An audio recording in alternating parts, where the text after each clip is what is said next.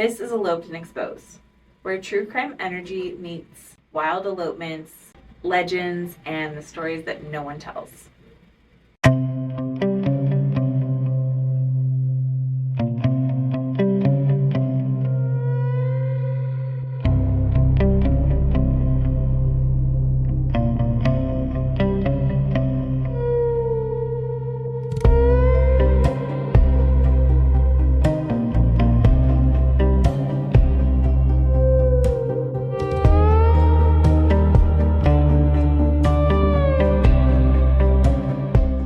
Today's story is about a honeymoon, a hermit, and the collision between love and isolation in one of the most unforgiving landscapes in the country. I'm Heather Taylor, and I'm Savannah Campos. And this is Eloped and Exposed. Today's story is set in the Black Rock Desert, which is hella isolated. How far is it from here? It is like 450, like 500 miles from here. So like a good 8-10 hour drive from Vegas. 10 hours from Vegas. Okay. Yeah. And there is like nothing around. It is pretty just like remote, and you might not see anything for like hours. If you're on like the dirt roads out there, you're just kind of like by yourself. I get scared even going an hour outside of Vegas and nothing being around. Right. So multiple hours. Yeah. That sounds terrifying. Right. And to that point, like, have you ever just like been somewhere where you feel like it's just like too quiet? Definitely. Yeah. So that would probably be this place. And like, so I kind of wonder why anyone would say, let's go on our honeymoon to the middle of nowhere. Right. Like, okay, so it's 1978. Things are a little different. People are more trusting, I guess. But also there's like even less around. So right, okay. The reason why a honeymoon was taken out into this crazy desert is because one of our victims' father had a map, a prospecting map from gold mining days. And he and his new wife wanted to like go on an adventure and kind of see if they could find treasure, find adventure.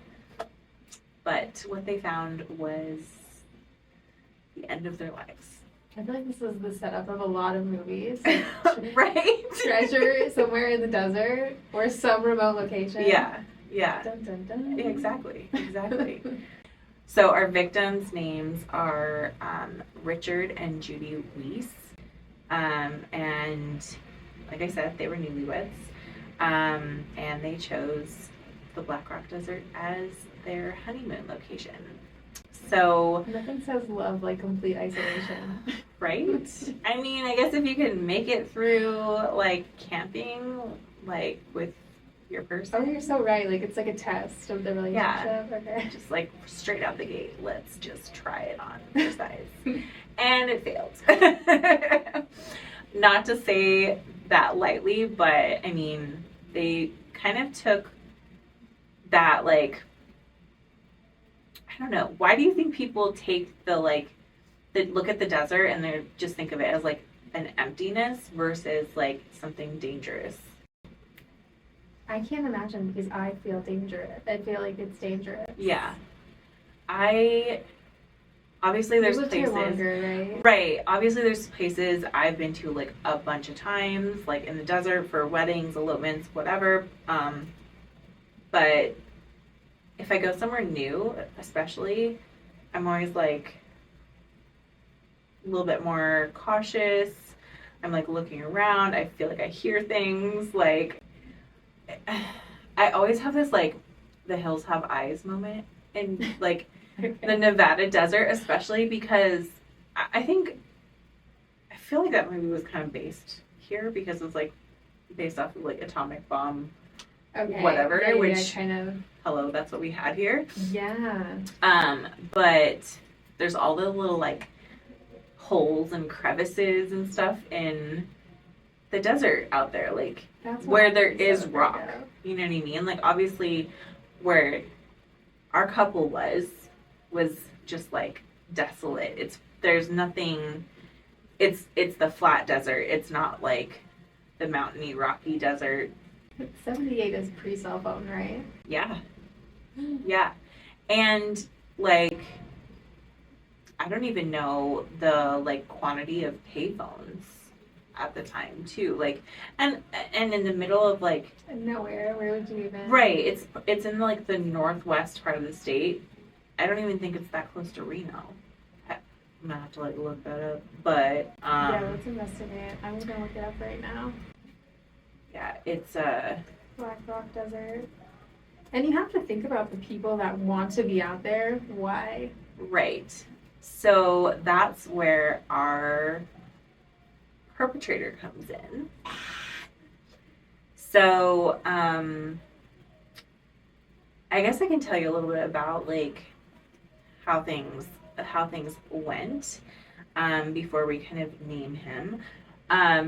So Richard and Judy, like I said, they went on their way on their little adventure looking for whatever treasure, whatever came along. And this was in, like, mid-June of 1978. There's not really a clear date on what day they were actually killed. Okay. Because they weren't found until a few days later. And, like, the desert, especially in the fucking summer, I was just thinking it must have been so hot. it was probably super hot and it's so dry, like, who knows? Like, to be honest, they could have, like, almost, I don't want to say mummified, but, like, because of the dry heat, like, I mean, you're definitely going to be dehydrated. hell yeah, a piece of beef jerky. So they were out there and they came upon one of those people who wanted to be out there and someone who had, like, made it his mission to be isolated. And unfortunately, that is what got them. So they came upon a man named Ronald Gress, which the area knew him as Bristlewolf. And he had been out there for years. I wonder how his community felt about him. Positive, negative? That's a good question because there's not a lot of information on, like, people didn't know him like that. Like, they knew him as, like, a recluse. Like, almost like the elusive Bristlewolf. Yeah, exactly. Okay. What a terrifying nickname, too, by the way. I know. It's like, does not say, like, friendly at all. No. So, yeah, he was just out there living his life and wanting to be as isolated and as unknown, I guess, as possible. And unfortunately, Richard and Judy found near where he lived. They're at the Pinto Hot Springs. And his, like, I don't want to say camp, but, like, where he had made his home was really close to there. And he came upon them and he murdered them just because they were there. Absolutely, like, nothing else. Just totally wrong place, wrong time. Yeah, yeah. And again, it's that, like, not thinking about the danger. I think we all kind of think more about, especially probably back then, we think more about, like, snakes, scorpions. Yes. Like, maybe a coyote, or I don't know if they have, like, mountain lions in that part of like Nevada, but I know we have them like Mount Charleston and stuff like that. So like, you know, there's those dangers. Kind of like the expected dangers. The expected dangers, right? Like, but you know, they also were thinking like, this is our honeymoon. Like, honeymoons are safe. Honeymoons are fun. Honeymoons are full of love, and like, there's no like true danger there. Right, and I'm sure the hot springs kind of had something to do with it, right? Yeah. Like, people knew about it. It seemed like somewhat of a common place to go, maybe. Yeah, and who knows, like back then, but I would assume like, especially now, you know, people love a good hot spring. So, so yeah, I mean, maybe, but again, like based on the people who knew of him, probably just like stayed away. So it was probably only like the passerby or like the random traveler here and there that may come that way. Right. And yeah, so they happened to be unlucky enough to cross his path. And a couple days later, a local man who did know Bristlewolf or know of him, like was aware of him, came out and found their bodies. His name was Pete Cashnot, and he went out there, and Bristlewolf shot him. Shot Pete. Yeah, and killed him. And it's not clear if he shot him because he saw the bodies and was like, I'm gonna tell, or if it was just like another like, why are you in my space kind of a situation, like, right. You know, that's not clear, because actually when the police found all the bodies on June 23rd, so it's suspected it was like June 15th or 16th that Richard and Judy were killed. Pete may have been killed the next day or the same day, but again, unclear. So on June 23rd, Pete's truck and body were discovered along with Richard and Judy. And initially, they suspected that Pete had killed Richard and Judy. Okay. And then killed himself or something like that. Because he was literally like in his truck. Like legs, like he was in the passenger side with his legs out of the car, just like laying back across the two seats. He had like, I don't want to get this wrong because it's my favorite car, but I'm not sure if it was a Bronco or if it was I think it was a Bronco. Either way. So many crimes in Broncos. What's going on? It's just that one. Don't give him a bad rep, man. Hello, OJ.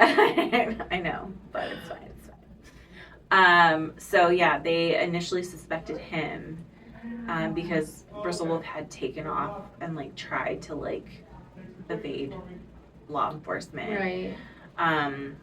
But of course, kind of the way that the whole story began is like this openness and being able to see everything, right? Like you can see miles and miles and miles when you're in the desert, which is actually something that can be like really like I don't want to say disorienting, but like your perception of like how close or far something is out in the desert is like crazy. But I think disorienting is the right word. Yeah. I mean, we know about like an oasis that you see if you're right. like stranded in the desert, right? Right. So same kind of principle, I guess. Yeah, that's true. And I wonder, so like, do you think the same type of, well, it's probably not the same, but like if you're like in the mountains, you don't have the same type of like disorienting or like perception of like something being closer than it is, right? Like, No, because yeah. the scale of things is like, you can tell, like, oh, this is a mountain, like. Right. Versus the trees, you see terrain, you see elevation. Right. Whereas, like, in the desert, you may even see mountains in the distant. Far distance. Right, but yeah. it seems like it's so much closer than it You're actually so is. right. So, I think he even was like a little bit like, as much as he knew like his desert, you know, like that's kind of like why he ended up killing them, because this is like, why are you in my space? Like, this isn't like free space. People this is shouldn't my be here. space. Yeah. So, I think he kind of like took his own like knowledge for granted a bit, and just kind of tried to hide in the nothingness, you know, like really, where are you gonna hide? And so they did catch him. But that was his plan. He was just out living in the desert. Yeah. And I think he was probably like kind of like, I mean, he probably felt validated, and like it's almost as if like they came into his home, right? Like he's just defending his space, kind of thing. I think that's something that also happens like when you live in isolation like that, you know. It's like your connection to like reality and Definitely. is just kind of like skewed. But once he was taken into custody, he was charged for all 3 murders eventually, and he ended up being put in prison, sentenced to life, and then he was in prison until he died in 2013. And there's really like it seemed like there was like no like fight on it, you know what I mean? Like he was just like, okay, well, which is crazy. So did we get a confession? Is that that isn't clear. I didn't really see anything on if there was an actual confession, or it's just kind of like the evidence. The evidence just kind of like was pretty clear. Okay. But there may have been a confession adjacent, just on like that's my land, that's my house, that's where I live, why were they there, kind of a thing. Almost too defensive to not do it. I see. Right. Because the question is always why, right? That's what we want to know. Yeah. So no, if we don't have, a definite confession, then we probably definitely don't have an answer to why. Yeah, and I think, and that's where it's kind of interesting, whereas like the why is almost so simple. Like it's just like, it's almost too simple. Like just really that because of a territorial issue. Yeah, like this is my space. Why are you here? Which we have that issue, you know, in like today with like in certain states with like stand your ground and stuff like that. You know what I mean? Definitely. Like if you're in your home and like you feel, obviously there are limits to that. Right. But there's like recent cases even of like people taking advantage of that, you know, like and being overly aggressive, and just being like, well, but they were where they weren't supposed to be or whatever, like, so it's easier to understand boundaries in the suburbs or in a city, but to know the boundaries in the middle of nowhere where everything looks exactly the same. Yeah, exactly. That's so true. But then again, I wouldn't travel where I don't know. Right. And that's what's like, so not to victim blame, but yeah, they I mean, I would be too scared to do what they did. Yeah, no, exactly. Like I would be definitely like, if I'm going camping, like I want to be either at a campground or like somewhere close to something. And definitely, obviously nowadays we have cell phones. I want to have reception. Absolutely. But we're also not treasure hunters. That's so true. If that was their original mission. But I may be persuaded if someone gave me a map and was like, this is for sure. $2 million hidden somewhere. Yeah, why not? But I would be a little bit more, I'd go out there a little bit more like Rambo style, like than just like, I'm on my honeymoon. Like, yeah, like you're not bringing champagne and strawberries, you're bringing a Glock. Yeah. Okay. Yeah, I'd be a little bit more prepared. But yeah. And then I also kind of like, it's an interesting thing I feel for Bristlewolf because now he's in prison in like the absolute opposite of what he wanted. I see. Isolation. Because even if they put him in like solitary, it's not like you still hear everything. It's not the same. Yeah. So now he's surrounded by people for the rest of his life.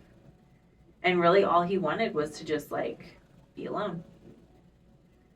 I mean, doesn't condone what he did, but like I just kind of feel for the guy. Like if I wanted to be alone, like now I'm really fucked because I'm never gonna be alone again. Someone's gonna watch me take a shit every day. Like what the fuck? Like, but also it could be that he was a weirdo murderer, so he wanted to live somewhere he could get away with it. Yeah, because it did come so easily that he was just like, yeah, I don't think my first reaction, especially if someone is on their honeymoon and they're in good spirits. Yeah. I mean, we're assuming a lot here, but right.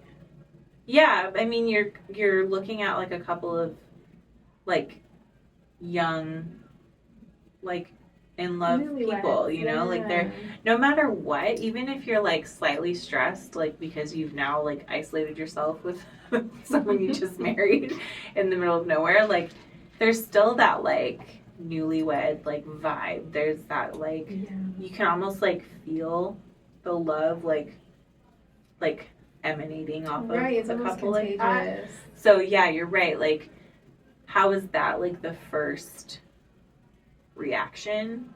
Like how did it, because there wasn't a lot of evidence of like a scuffle or like a like that it escalated. Do you know the means in which he killed them? He shot them.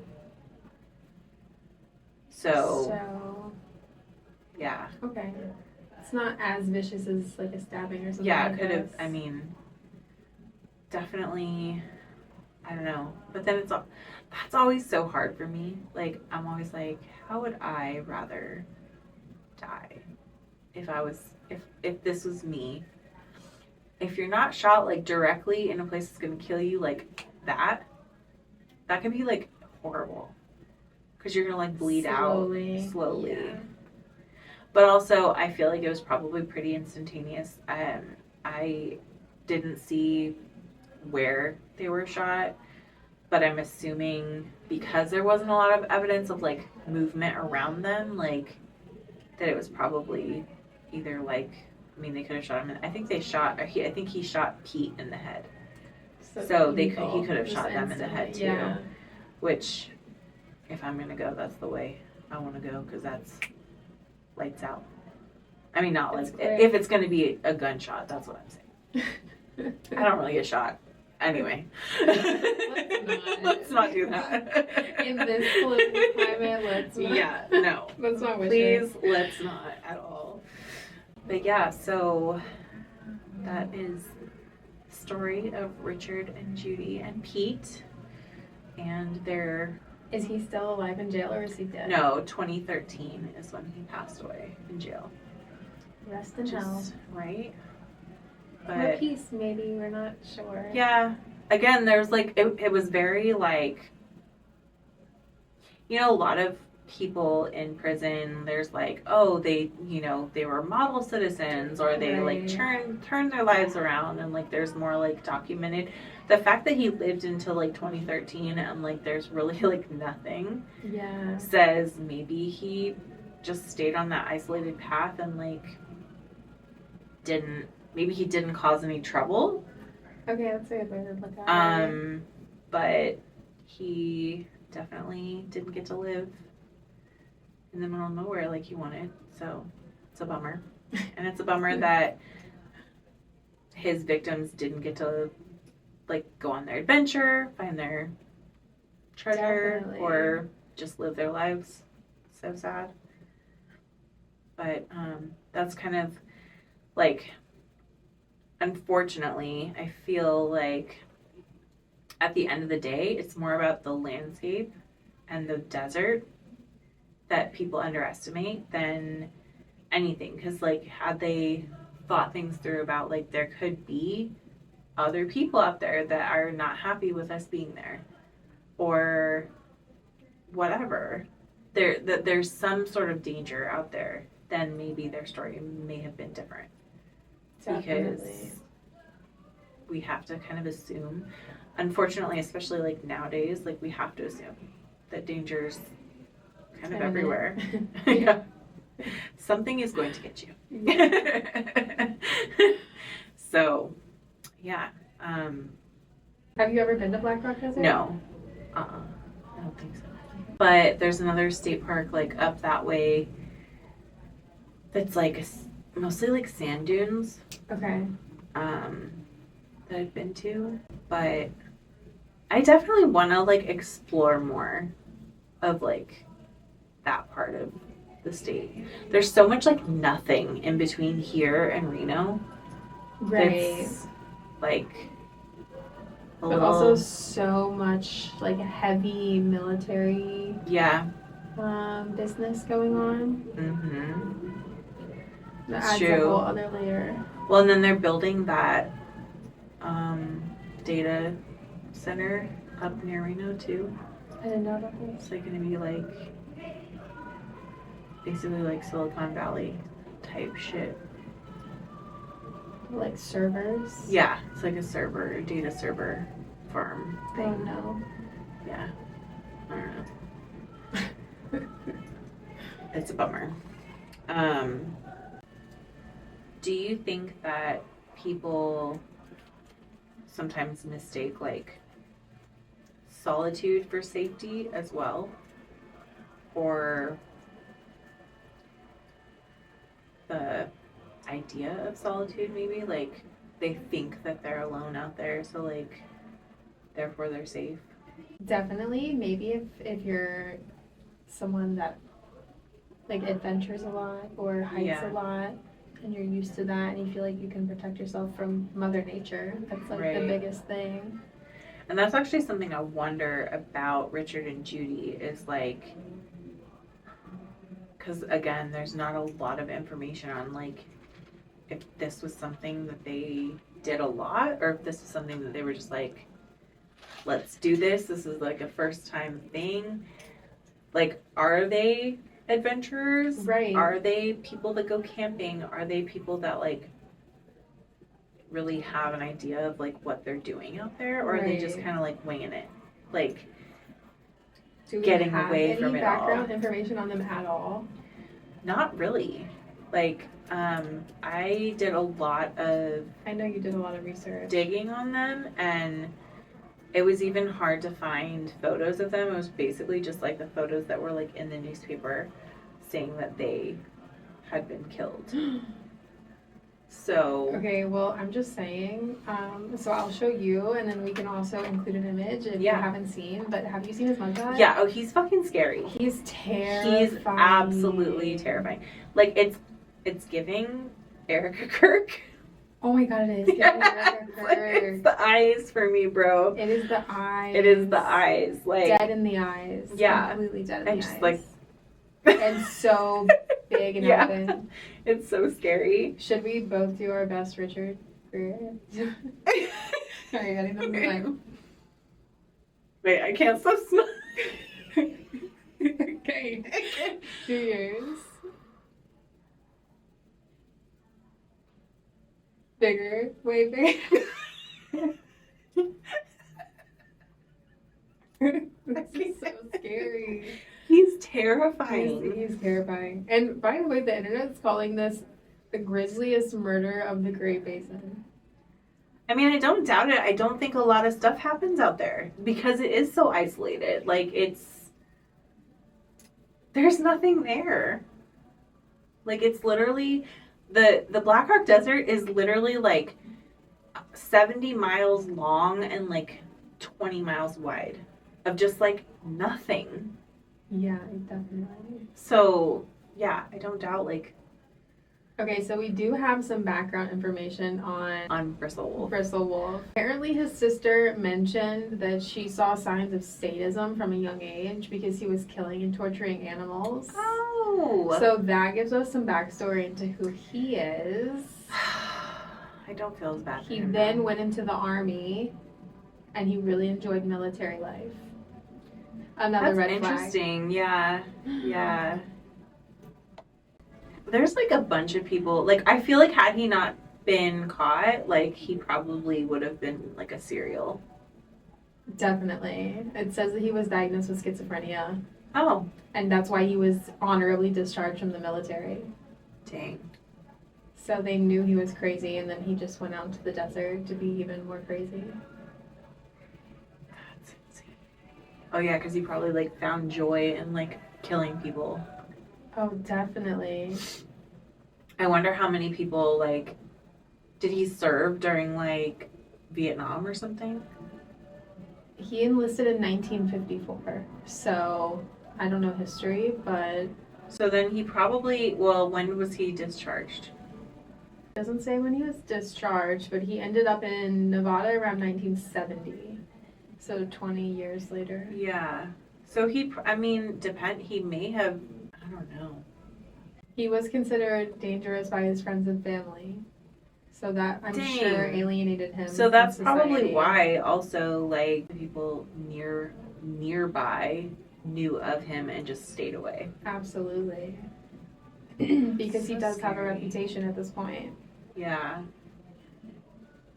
And he's like in his 40s at this point. Okay, right? so there is some neighborhood drama because he stole dynamite from a fellow miner What? in Nevada, and he was seriously injured while trying to use it.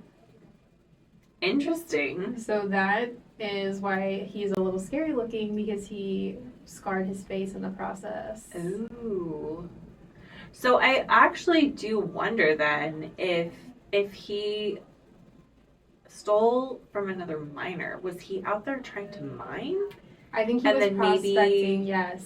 So then these two kids who just got married No, come there's- out there prospecting, So looking for treasure. he was prospecting initially. Right. Then this incident happens where he stole, Okay. and then he becomes a hermit. So he was Okay. already trying to escape something. Right, I'm assuming, which is why he went even further out into the desert and became a hermit. So crazy. But I do wonder though, like now, wonder if they told him that they were looking for treasure based off of a prospecting map. Maybe, that's a good point.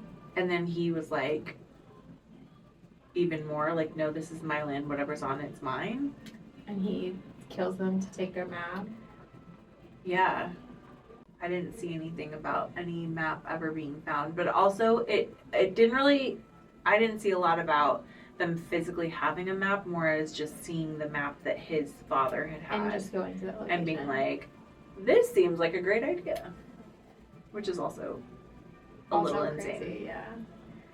Like, Well, in 78, they had to drive with maps, right? yeah. So Shit, we had to drive with maps until like the 90s. You're a baby. You don't Yeah. know this. That used to be one of my skills. I was a navigator. driving with your map. I would sit in the passenger seat, Okay. and like one of my parents would be driving, and I would have the map.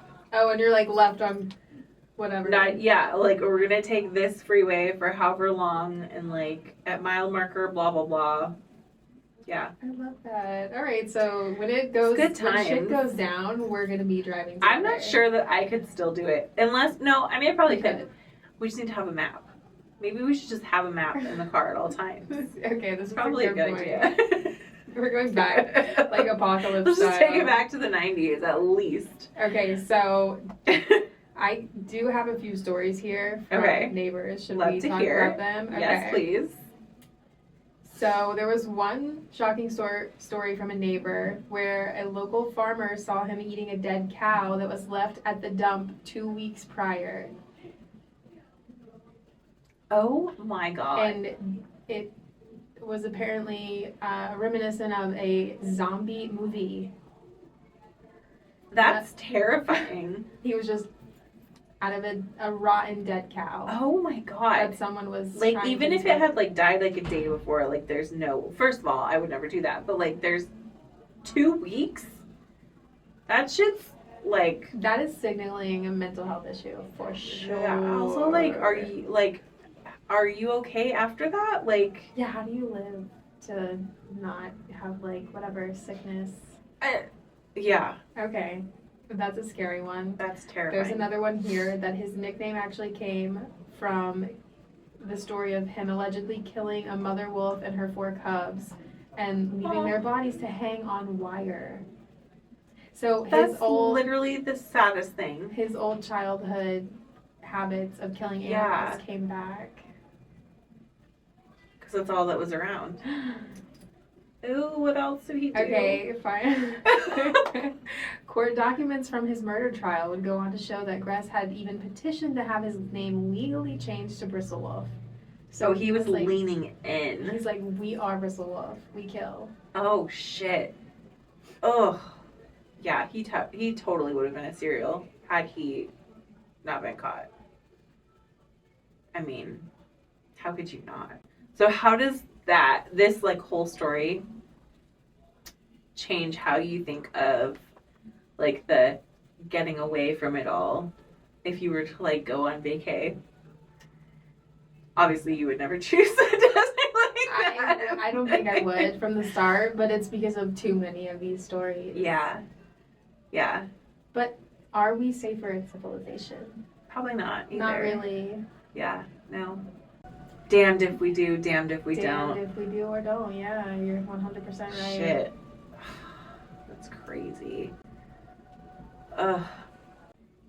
Wow. I think it's really interesting though, like because like you had said, like based on the stories throughout his life, like it's not the place that changed him.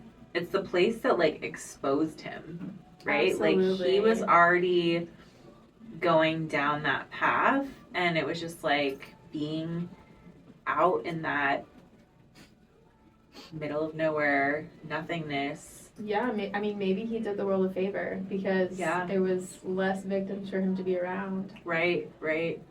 Yeah, because had he been in like a more like populated area, even in the nearest town where there were any people, like there probably would have been a lot more. He would have been a full-fledged serial killer. Yeah. Imagine him being like, what was it, like 2 or 3 hours north in Reno or coming down to Vegas and like just. I feel like if he was in Vegas, he would be like one of the people that like lives under the freeway or in a storm drain. Okay, what did he do? Unfortunately, this makes me dislike him even more. In addition to the Weese's deaths, he killed their dog. But why? That's what I'm saying. Let the dog run free. But he did kill the wolves. So. And they're cubs, man. Yeah. Cubs, back right? to that. It's cubs. Pups. Pups. Something. Babies. Yeah. I just can't. I don't. I mean, obviously, every life matters. But, like, you already killed people. Just let their dog go. Then again, the dog probably wouldn't have made it in the desert. True. But also, maybe he would have had a chance. Maybe. He'd have to run far. Yeah. At least a couple weeks, maybe. Yeah, because I think, like, the nearest thing was, like... It said 50 miles from anything. 50 miles, and, like, who knows? That's, like, dirt roads. So, like, you're not getting there quick. Are you right? The dog would have died. Pause, you could get there faster. Or pause. So ultimately, there were many chances that they could have stopped this guy from becoming a murderer, but they didn't. There was another chance before this story even happened, that he attempted to kill a highway patrolman at one point, but his gun jammed.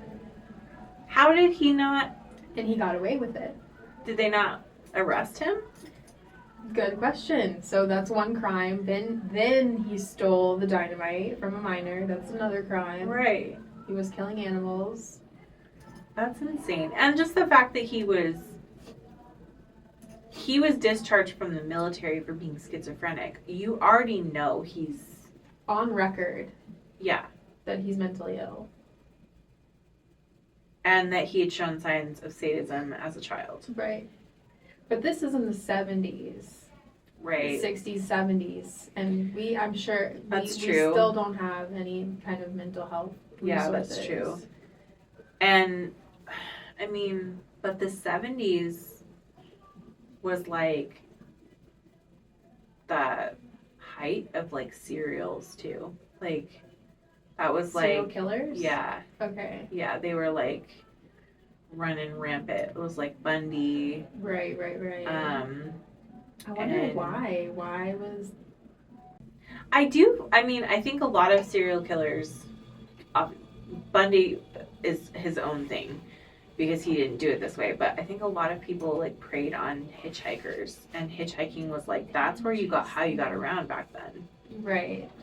I still find it insane when I'm driving and I see someone trying to hitchhike. I'm like, why? Like, either I'm letting a serial killer into my car, or you're getting in the car with a serial killer. That's the mindset. Like, you don't... Either way, yeah. There's no winning here. You're so right.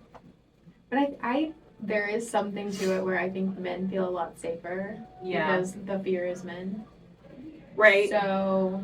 Yeah. That could be something of it. That's true. Yeah. That is very true. Ugh. So scary. Oh my gosh. Yeah, this should be a movie. This is crazy. It really should. I'm actually surprised that there's like not more. Like, this is like one of those like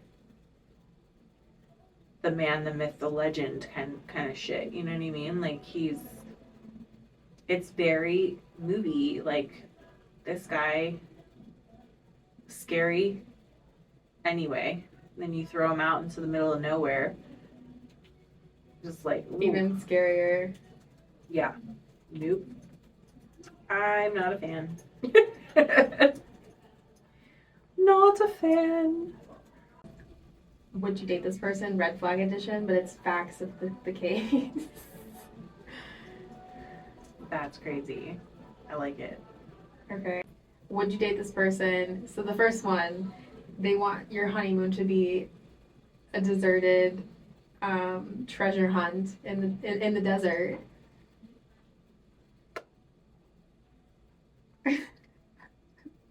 Depending on the guarantee of the money. No, I'm just kidding. I'm gonna say, realistically, if your husband was like, okay, we're getting married and our honeymoon will be in Black Rock Desert and we're gonna go try to find treasure buried in the desert somewhere. I would ask a couple questions like, are we renting a camper? Like, I want to be like glamping. Okay, so you're in a camper, you have a gun and a map. No phone service. That makes it scarier.